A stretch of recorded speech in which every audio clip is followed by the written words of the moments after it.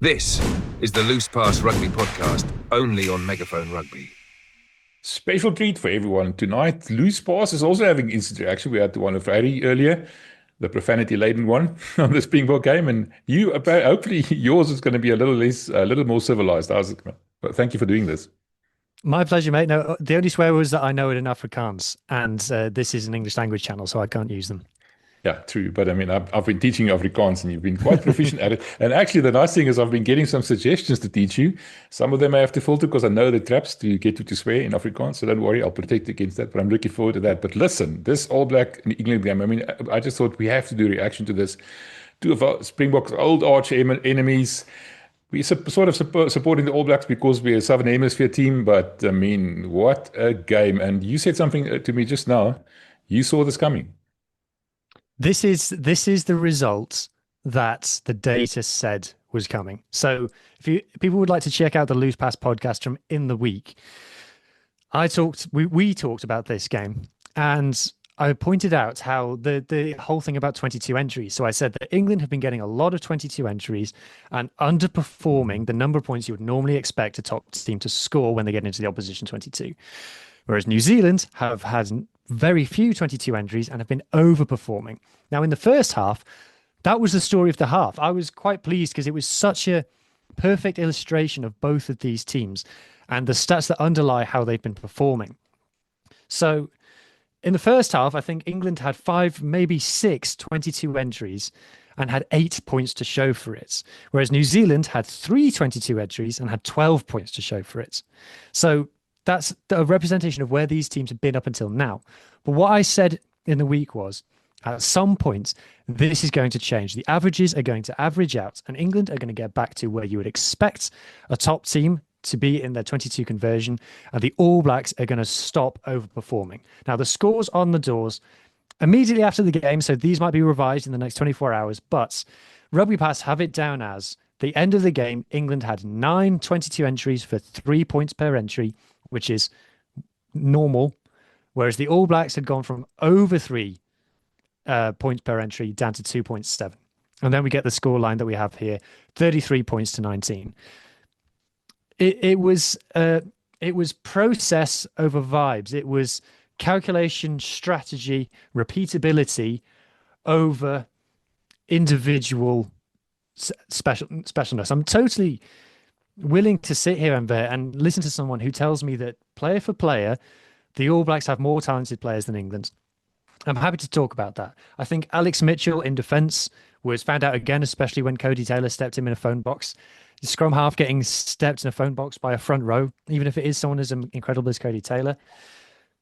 The England weren't perfect. 6 line-out losses in a game of rugby. I don't think I've ever seen a Tier 1 test nation win a test match with 6 lost lineouts. That's incredible. So that's clearly an area that England have to solve.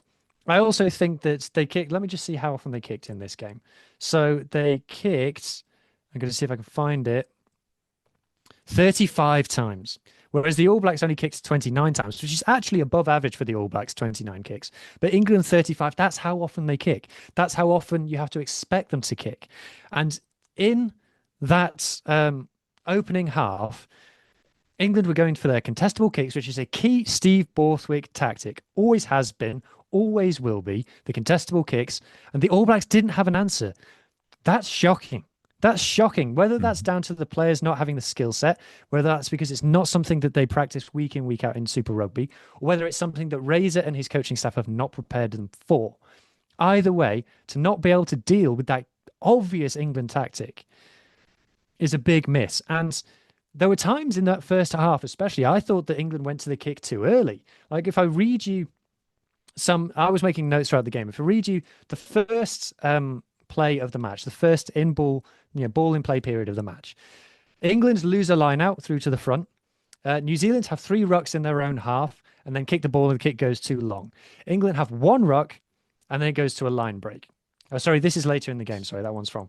And Surveyor saves the day and gets a turnover. The one that I meant to read out, apologies, is the start of the game. England kick off. New Zealand have 6 rucks on halfway, don't go anywhere and knock the ball on. This is what I'm talking about. New Zealand and Australia overplaying in the wrong areas. There were 2 times in that first half I counted that New Zealand had 10 phases in and around halfway and made not a single meter. England, on the other hand. So back to this phase of play. 6 rucks on halfway, knock the ball on. England have 1 ruck, then they send the ball high. New Zealand get the ball back, have 2 rucks in their own half and kick it. England take the ball, put it up in the air. No rucks, put it straight up in the air, and they regather it. England then have 4 rucks in New Zealand's 22, and Ford goes for the cross kick. It doesn't go anywhere near anybody, and it's a dropout. But that was a sign of things to come. And the rest of the game was like that. I mean, if I could just like read you out some of the other things that happened in this game, trying to find a good one. Restarts, kicking battle. England regather. England have 3 rucks. They kicked. It's marked. Like I said, 35 kicks from England in this game. In that first half, England had 3 line breaks. 2 of them were preceded by a contestable kick being regathered. This is what I'm saying about the data. This was predictable. This is what we knew these teams were going to do. And it exactly happened. And that's on the coaches. It's on Steve Borthwick for creating a repeatable and reliable method of controlling territory. Let me see if I can find the territory stats for this game. This is early doors, guys, so these stats will probably change over time. But territory, actually, it says here that New Zealand had the better of territory, 52%, but England had 65% of their territory in the All Blacks South and 24% of their territory in the All Blacks 22, whereas the All Blacks only had 19% of their territory in England's 22 and 46% of it between halfway and the 22. So, I'm getting a bit giddy here, mate. I'll let you jump in with a question, but this is the data from the preceding matches that these teams have played perfectly predicted what was going to happen in this match. And that half-time, it changed up. And England finally went from underperforming their points per 22 entry to hitting not particularly high, but what you would expect. And that's what won them the game. Well, the obvious question jumps out is the All Blacks have been bad under the ball on the contestable kicks the entire season. I mean, the Springboks exposed that. You would have expected them. I mean, I think, if I'm not mistaken, they brought one of the ex-All Black coaches in, one of the old wise men. They brought him into the team to help with the contestable kicks, and it still hasn't been solved. And that leaves the obvious question: is Scott Robertson being found out on international level? I mean, it's been the talk of the town for a while now, and everybody's been saying, "Oh, it was his first season last year, and this year it wasn't too bad. We're going to win 11 and lose 2. They're going to win the Grand Slam." Quite a few people were quite confident about that, and I had a feeling, and you talked to me about it as well. But I just had a feeling, because I'm not that data-driven as you are, The point is, the All Blacks were outcoached here. They were outthought, they were outsmarted. Never mind what happened on the field, but the game was lost before they went on the field, wasn't it? Yeah, yes, I do think that the conversation after this game will be about coaching. I'm in a group chat with some All Blacks fans, and they're going mad over the coaching situation. It reminds one of Fozzie when they didn't sack Fozzie, but they brought in Schmitz to kind of help him and save him. Some All Blacks fans want Jamie Joseph to come in.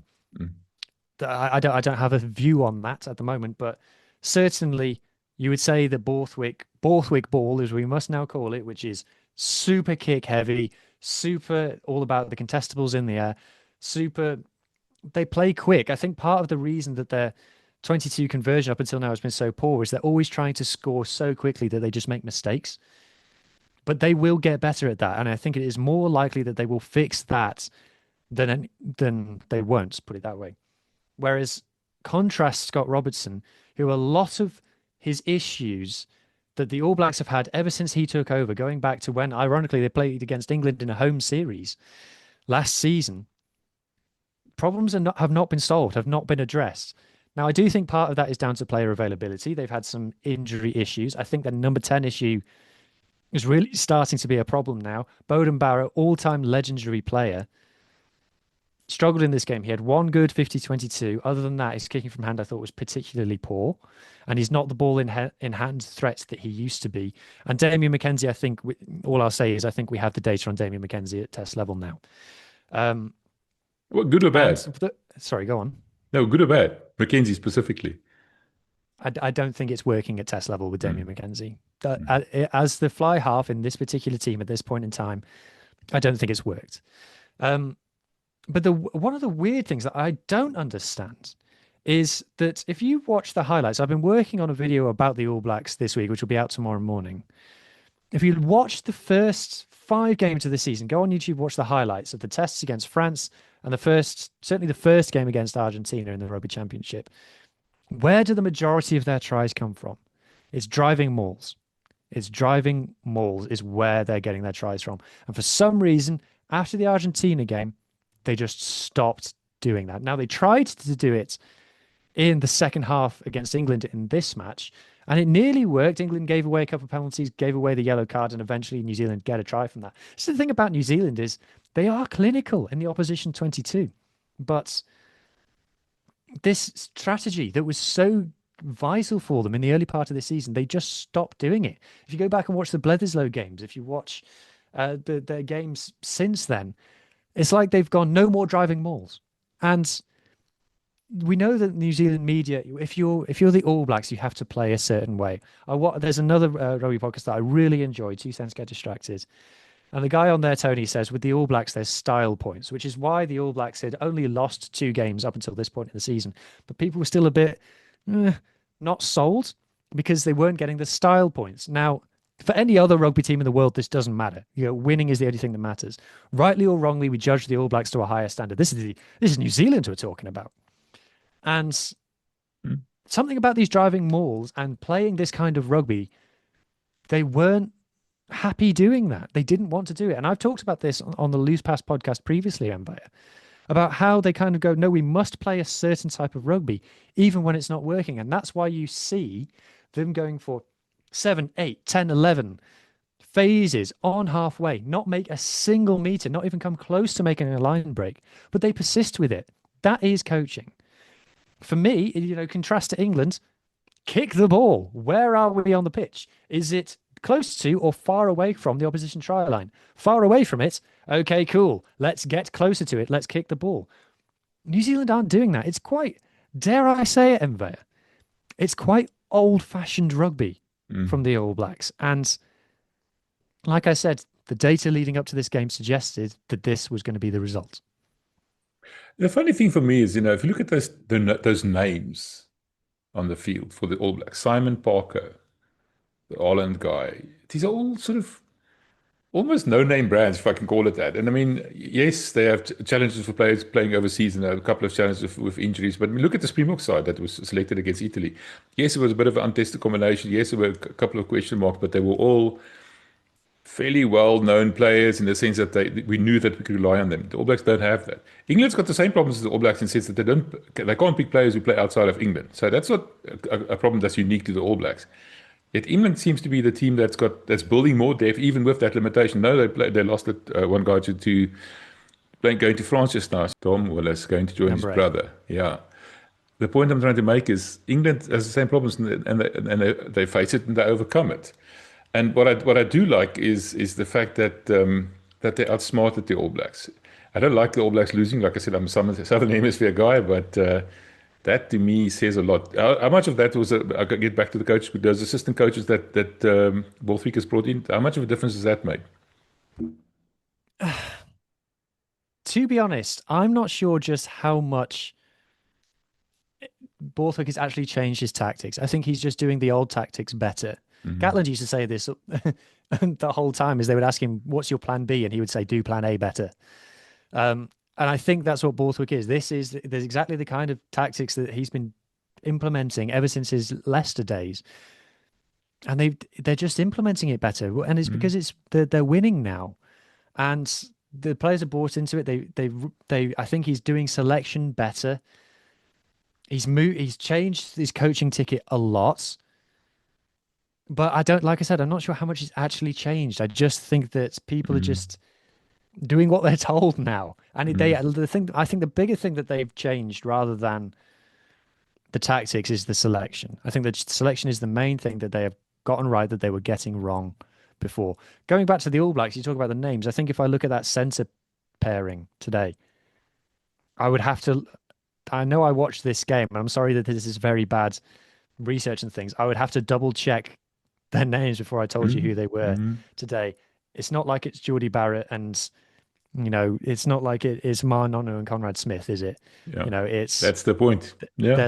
They're looking for someone to take it. And there was particularly for Dingwall's try, the centres were really quite badly shown up in defence for that one, I thought. So yeah, it is, and I think I will let someone from New Zealand talk about it more in depth because they know more than me. But I just think that this constantly looking internally, constantly looking to the past, constantly refusing to look for innovations outside of New Zealand is really starting to hold the All Blacks back.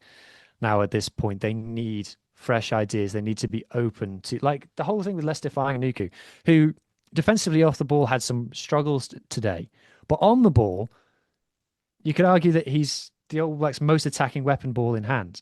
Like if you look at his try today, he's gone through a flanker and a hooker to score. But it took basically an injury crisis for Razor to bring him in. Whereas anybody who's been watching this guy, and you can check the tapes, I've been saying this for ages, I've been saying this is the guy that the All Blacks need to build their attack around. So they just need to be more open. They need to be more willing to take ideas from elsewhere. They need to be more willing to bring in IP from elsewhere, bring in an assistant coach from somewhere else, from France or from Ireland or from wherever it needs to be. Scour the world. If you're the top rugby organization institution in the world, then it should be an honor and a privilege for people from outside of New Zealand to come and work for you. Make the most of that, exploit that. You get some diversity of ideas into that camp and start innovating again. Because like I said, I think they're starting to look old-fashioned at this point. But no game where England plays will be complete without talking about two players in two positions. Firstly, number 10. Is George Ford now the answer? Marcus Smith looked good at 15. Is that the answer? What's the way going forward for that 10 jersey in England? No, I don't think that Marcus Smith is the answer at 15. He didn't do tons in this game. And I think I have enough previous data to suggest that it doesn't work beyond just the fact that they won this game. That's my opinion. Other people are free to disagree. George Ford, I'd say, keeps a hold of the England 10 jersey based off the results that they have had recently. I do think that there are times where he does go to the kick too quickly. The first drop goal that he took, fair play, it went over. The points were on the board. But England were in an attacking phase and they were going forwards. They were winning collisions. They were getting closer to the All Black line. And then he calls it back and takes the drop goal. I would have liked to have seen that attack carry on going. At the end of the day, they've won the game and he nailed the drop goal so he can turn around and say to me, well, Hugh, check the scoreboard. And I'm okay, fair enough. But that's just my opinion. But yes, I would say that George Ford for now has done enough to keep the ball. I would say that he is executing Borthwick ball very successfully. Right. For me, the one that we talked about the other day accused him of being windgat, and you said, no, he's not windgat, he's a wind-up. I mean, that guy is a bundle of energy, a human dynamo if I've ever seen one. Henry Pollock. What a player. What an impact sub. If you want impact from your bench, he brings it. And he's got pace. He's got the thing that you can't coach, is that he genuinely believes that whatever he's about to do is going to result in something amazing. And sometimes you just need that. You just need someone to back themselves and do something of consequence. Wales are kicking off in 8 minutes as we're about to record. And something that kills me about watching Welsh teams at the moment is the lack of players who are saying, give me the ball, I'm going to do something. Yeah. And Henry Pollock, you've got that. And when you've got someone who believes that and actually has the skill to execute it, you need to get them on the field. He's only 20, huh? I mean, he's going to be a thorn in our side for many years to come. But I mean, let's give the guy the credit where it's due. What a player. I was so impressed with that. I mean, I actually watched him now for the first time, especially after we talked about him.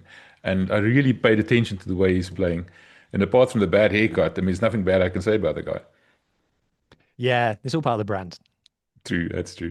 Anyway, thank you for this. I really appreciate it. I'm not an expert on either of these teams. These two teams. I just thought, listen, I can't let this opportunity go by.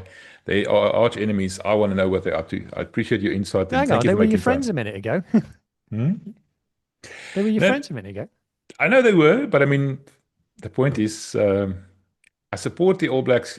I'll support any Southern Hemisphere team playing against the Northern Hemisphere, but I'm also a bit neutral, if I can call it that. But I mean, I would have liked the All Blacks to win. But I mean, the All Blacks, this has been coming for a while now, like you just said. And they need something to... Got me praising England Like as a Northern Hemisphere fan, I also support any Southern Hemisphere team playing against England. So yeah, listen, we're objective. I mean, let's give the credit where it's due. I just said so. yeah. Like I said, data driven The decision facts don't making. lie. Yeah, I'm, lies, and damn statistics, you. There you go. There you go. All I can say is check the numbers. Check the That's, scoreboard. if you ever want to watch that video where we accused Henry Pollock of being Windgat, I'm going to put that link up here. And this coming Wednesday, as usual, or next Thursday, and the next loose pass. Tomorrow morning, check out my video talking about Razors All Blacks. I talk about a bunch of these stats that I've referred to, and I give my ultimate verdict on whether I think he's been a failure or not for New Zealand. All right, I'm going to put that link up here as well. Even when you post it, I'll go back and add it. So I'm going to say it's here. It might not be there tonight, but it will be there tomorrow morning. So thanks for that, you. I really appreciate it, man. And I hope good luck to Wales, man. Come on. Okay. I was about to say I'm ready to hurt again. I'm really not, but I'm going to. Inevitably you are. But I mean, you're going to win this one. I know you are. Keep the faith. Come round this. This is the Loose Pass Rugby podcast, only on Megaphone Rugby.